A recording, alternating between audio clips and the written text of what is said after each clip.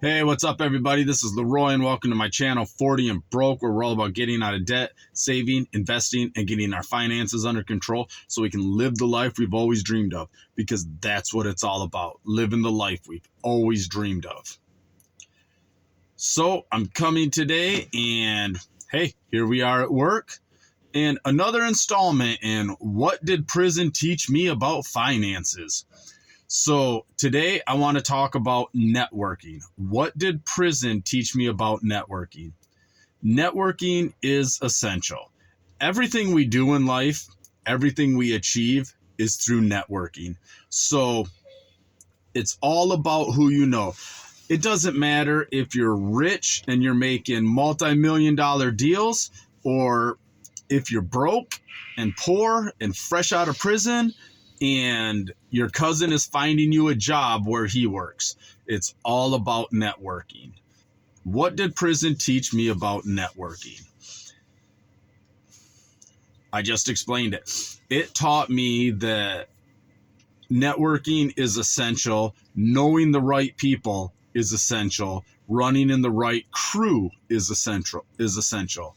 Just like you're the average of the 5 people you hang out with the most. Networking is the same way. If you want to find those 5 people that are top tier that you want to hang out with, that you can learn from to push you, you have to network. You're not just going to walk right into their company. I mean, you might get lucky. You might walk right into their company and they take you underneath their wing and they're like, here you go. And I mean, we did that plenty of times when we were in the joint. There'd be somebody that would ride in, some young kid, and we'd pull them in, take them under our wing, and, just teach them the ways of prison. I had people do that for me. So the whole point of this is networking is essential. Now, when I was let's start off at the beginning. When I was at Riverside and I first come down, I hung out with somebody and that person was in the kitchen. They helped me get into the kitchen. They didn't help me get into the kitchen. They said, hey, you should tell them you want a job detail in the kitchen.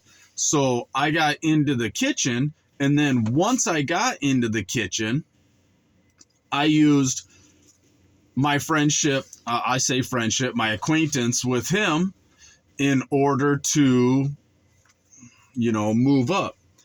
My bunkie was on the cook crew.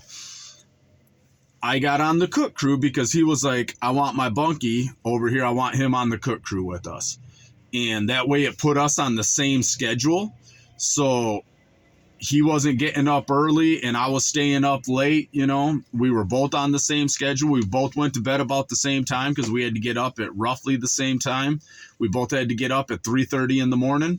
So, he was like, I want him on the cook crew, and he was the head cook. So what he said, it went. So then I had a buddy, and then I jumped to a different job or a different job detail. I was still in the kitchen, but I'd kind of move up to an easier detail, one where I could sleep in a little more or whatever. And that was always because of somebody I knew, somebody that I had made acquaintances with. So I went up to level 5, maximum security. Same thing.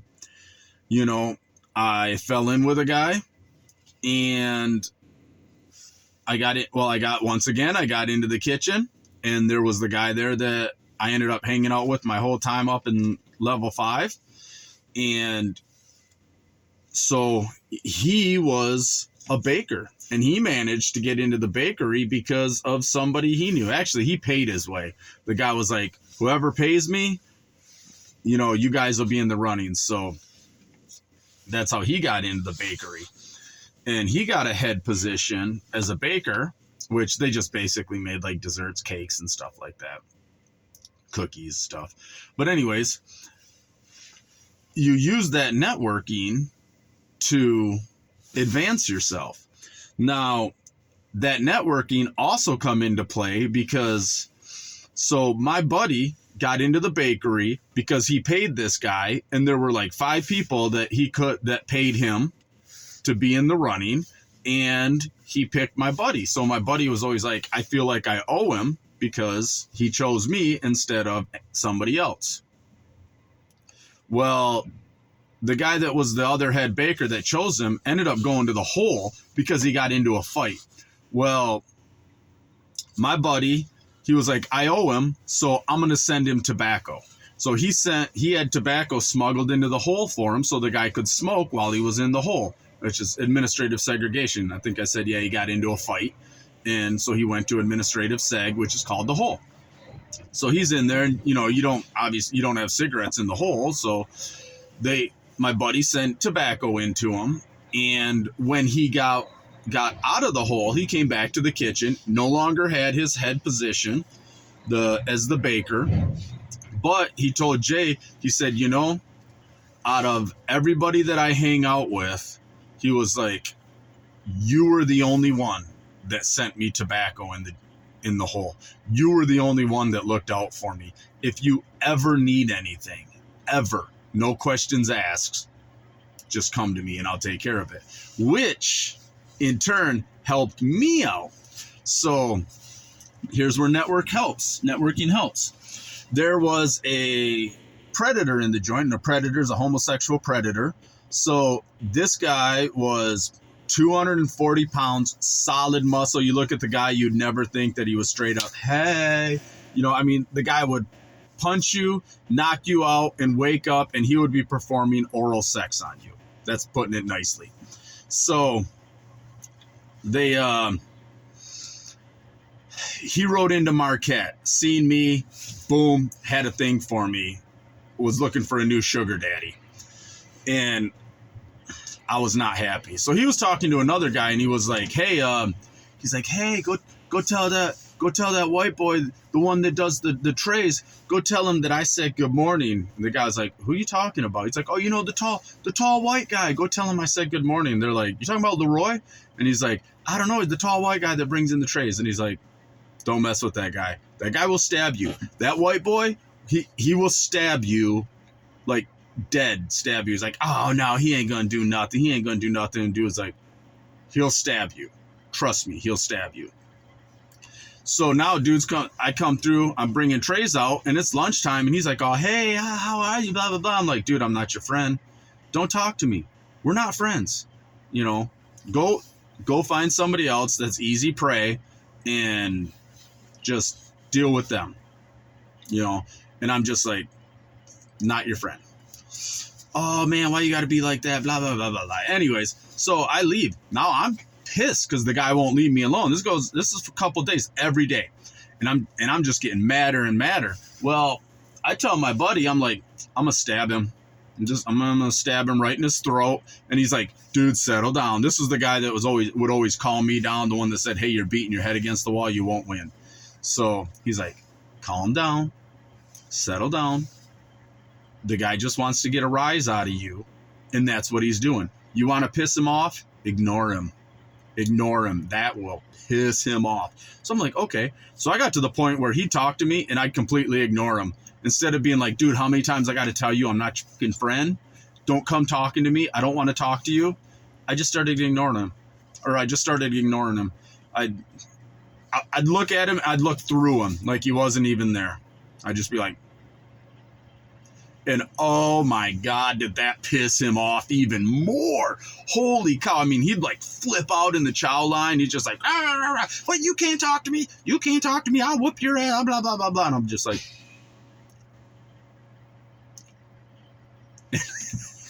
and oh man, he would get so pissed. So one day he comes through, he's on the other side of the chow line. And I'm on one side, he's behind me, and I hear him saying, I want the white boy to give me my sugar.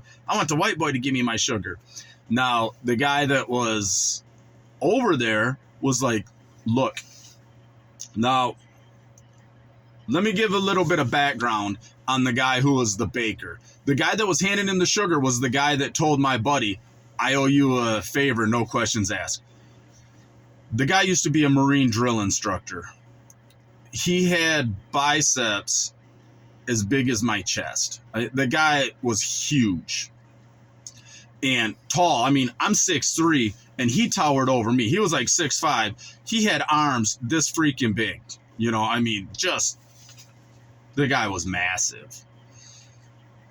Well, he looks at the dude, and he says, look, that guy has some pretty big friends. One of his friends, I owe him a favor, no questions asked, whatever that favor is. No questions asked. So keep that in mind as you talk to this guy like that.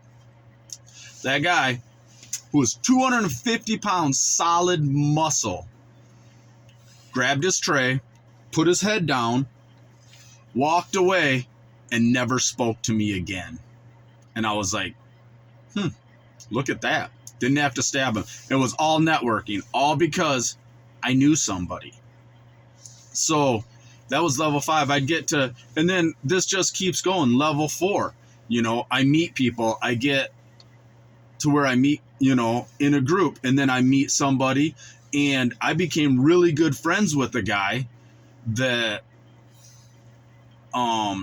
the reason I became friends with him is because he was friends with one of my buddies. He had actually, one of my buddies was in there, and he had an out date, but my other buddy didn't have an out date. So he was like, that guy snitched on you, I'll take care of it. Or that guy, whatever, you know, did something. He's like, I'll take care of it. Well, stabbed him like 27 times. And the story is like, had him up in the shower, stabbed him 27 times. He's like, I never hit a vital organ. I wasn't trying to kill him. I just wanted him to know. He's just like, I kept stabbing him and being like, hey, playboy. Oh, you're a playboy? Oh, you want to tell? You want to snitch? Snitch, little playboy? He's like, I kept calling him playboy. And then I'm like, well, where'd that come from? He's like, I don't know. Stabbed him 27 times. And then I'm just like, I don't really want to mess with this guy. But I became really good friends with him. And that was all because he was friends, really good friends, with a guy that is like a brother to me. So we became great friends. And unfortunately, he passed away in the joint, and, you know, he had afflictions and drug problems, and unfortunately, you know, he lost one of his daughters while he was in the joint, and he was doing a life bit, pilled himself out, cleaned up, and then it just, one day, I guess he said, man, I don't feel well, and he went and laid down and didn't wake up the next morning, you know, passed away in his sleep. So, you know, that was that kind of sucked, you know, but he was a great guy, great friend of mine, great friend. But so that's where networking, he's the one that taught me how to make the fudge. He's the one that ran the poker table, and I was talking about in my last video, and but I became great friends with him, and through him I met another guy that I've become pretty good friends with, and we're friends out here in the real world. Many of these guys that I knew in there, I've, you know, made friends with, and we've gotten out of prison, and we're still in contact with each other. So some of these networks, some of these groups, some of these people that you make friends with, that you meet, you never know what will happen later on down the years, or what your life will take a turn for. So basically, I mean, when I got out of prison, every job I've had, it's been because I knew somebody that worked there. I got out of prison and I started hanging drywall because I was hanging drywall, which is what I did before I went to prison. So that same guy got me a job hanging drywall. I went right back to work for him. And then I moved up. My cousin worked at a drywall supply company. I went and got a CDL, and I went to work there because they're like, we need a CDL driver. So then they went under, and then my dad, he knew somebody that worked for a tree trimming company, and they were like, we need CDL drivers. So I went and I started trimming trees. And then a friend of mine, it's where I work now. She was like, hey, we're looking for drivers. And I come over here and I worked my way up. So it's all about networking.